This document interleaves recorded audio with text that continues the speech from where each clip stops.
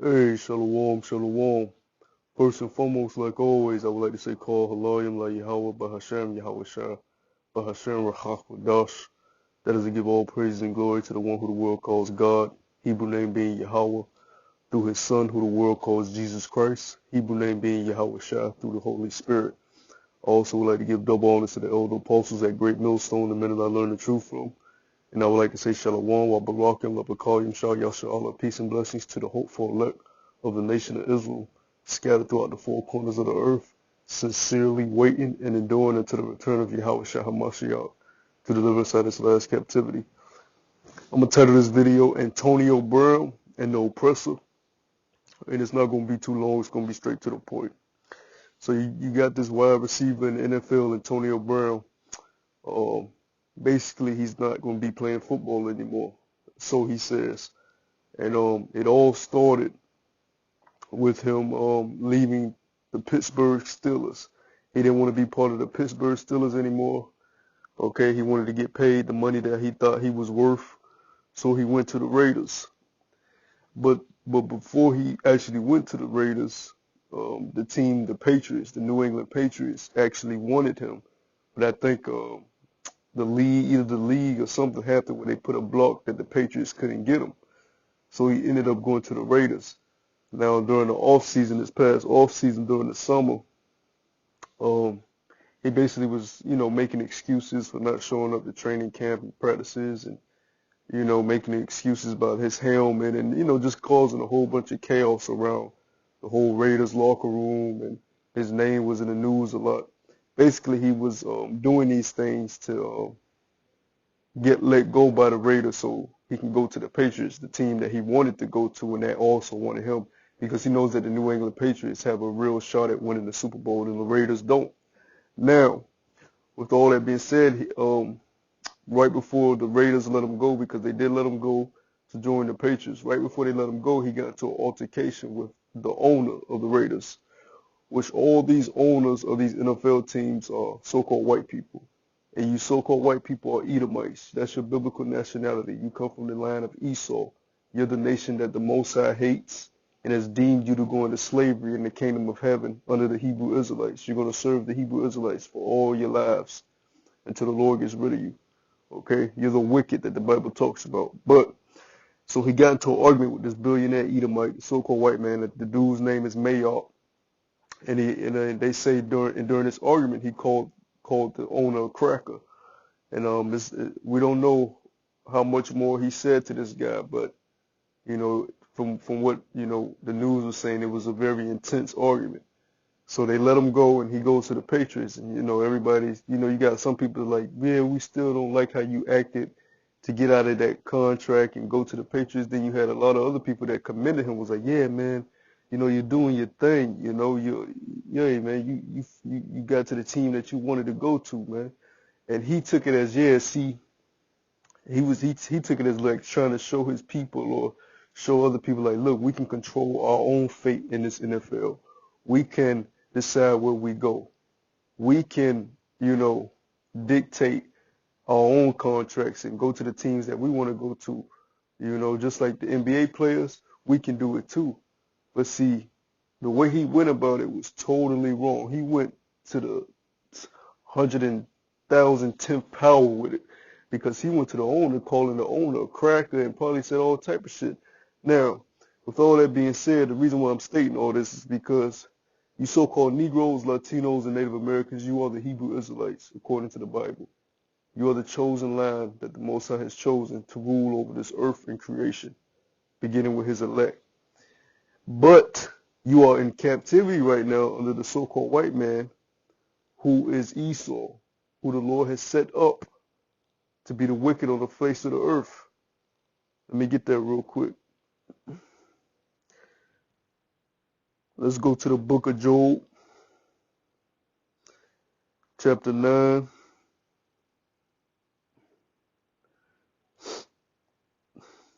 Book of Job, chapter 9, verse 24.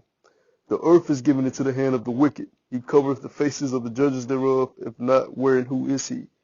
So the wicked is talking about you so-called white people, beginning with your elites, not you everyday so-called white people that work a 9 to 5. Your elites that actually run the world. that own the central banks in all these countries, that finance these world wars, okay? When you look at the UN, the European Union, that's you so-called white people, okay? When you look at these Bilderberg group meetings, that's you so-called white people, okay? You're the rulers of the earth right now. Who covered the face of the judges? Well, who painted themselves to be the people of the Bible? You cover the real face of the one you call Jesus Christ, Hebrew name being Yahweh Shai, and you painted him to look like you during the Renaissance era, the rebirth of your kingdom. Okay, you also painted the children of Israel to be like you. Okay, so you are the wicked. Now, our people don't understand that this man is the wicked, and they don't understand that Job 9:24 says the earth is given into the hand of the wicked. So you got to understand, if you go to a billionaire owner and you're calling him a cracker and all this stuff, you really don't realize the power that this man has. Now here it is, you're not really, these NFL players, they're not millionaires, man. You know, they make millions of dollars, but a millionaire is somebody that can fucking loan you millions, you know, and still be good. Like these guys are, you know, they got millions of dollars, but you know, it ain't like how they be saying they got it, you know. Even though they do got a lot of money, which what they got ain't money anyways, it's Federal Reserve notes. But basically I'm saying this because the owners are billionaires, okay? A millionaire is nothing to a billionaire. And it's definitely nothing to a Edomite billionaire. And you don't know the type of connections he has. You don't know the type of other billionaires he knows. You don't know who he knows throughout this current infrastructure of America to ruin your life. And you go to him talking down on him like you have some power, not knowing that you're still a slave. That's what our people don't understand. You are still in captivity. You still speak the language of your oppressor, whether it's English or Spanish. That's not your original language that you were speaking, whether you Native American, Hispanic, or Negro. You weren't speaking, if you Hispanic, you was conquered by the Spaniards, so you speak Spanish. If you so-called Negro, you was conquered by the English, so you speak English. That is not your original language. You still have the last name of your slave owners. A lot of you Negroes still have the last name of your slave owners. You're not free, man. That was a facade. So here it is. He goes to this owner, okay, like he had some real power. Not realizing they look at you niggas as just monkeys that can run and jump real fast. Yeah, we'll pay y'all millions of dollars. Yeah, whatever. Just continue to rake in billions for me. You know?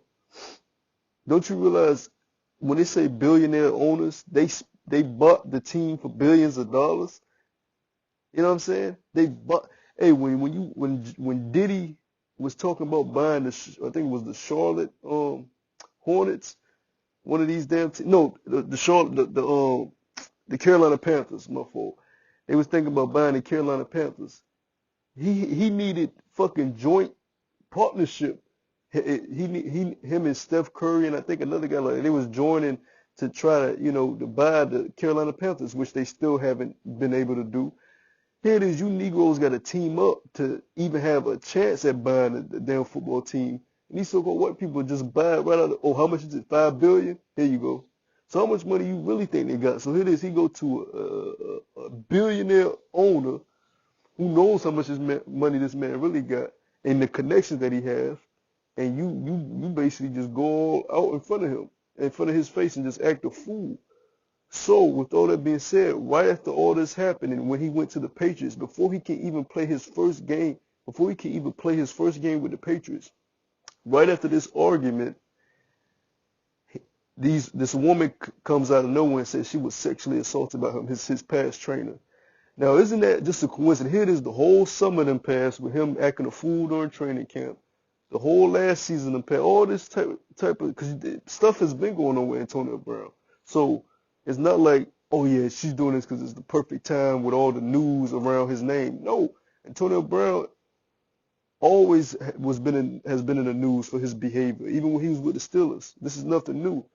But right after that argument with that billionaire Edomite that owns the Raiders, Mayo, she comes out of the blue saying she was sexually assaulted. Got text messages and all this, you know. And then another woman just came out of the blue, if I'm not mistaken. So these Edomites have been given control. They have power. They have connections, man, to be able to do shit to you people, man.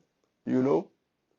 And if you don't believe it, hey, that's on you. But hey, it's too many goddamn coincidences, man. So they basically, here it is now. He just put on Twitter today, I believe, that he's retiring from the NFL. This guy is statistically, not by how you feel, statistically, for all my sports people out there, statistically, he is the best receiver in the game right now. He has been that for the last 2 years. Statistically, he has been the best receiver in the game. And this guy is retiring because they just fucking just ended his career like that. So you so-called Negroes, Latinos, and Native Americans have to realize your place, man. You are a slave right now. I don't care if you're able to drink out the same water fountain as your oppressor, ride next to him on the school bus, work next to him at your job, go to the same schools. You are still a slave. You're not equal to them. Okay? Until the Most High brings you out of captivity and puts you above them, you are still a slave. I'm going to get one last precept and wrap it up. This is the book of Deuteronomy, chapter 28. And let's start at verse. This is talking about the curses that was going to be put on the Hebrew Israelites for disobeying the first covenant that Moses gave them. This is let's start at verse 48.